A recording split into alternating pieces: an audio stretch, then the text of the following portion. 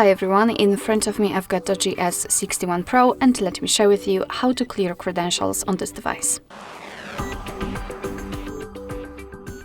So let's start with opening the settings, and here we have to scroll in order to find the security section. Now let's scroll down to localize encryption and credentials, and as you can see, almost at the very bottom of this list we've got the option we're looking for. So let's tap on it and tap on OK. Of course, we have to confirm it with our current screen lock, and not only we've got this information, but also this option is inactive, which means that we just successfully reset and removed all saved certificates. Alright, so that will be all. Thank you so much for watching. I hope that this video was helpful, and if it was, please hit the subscribe button and leave the thumbs up.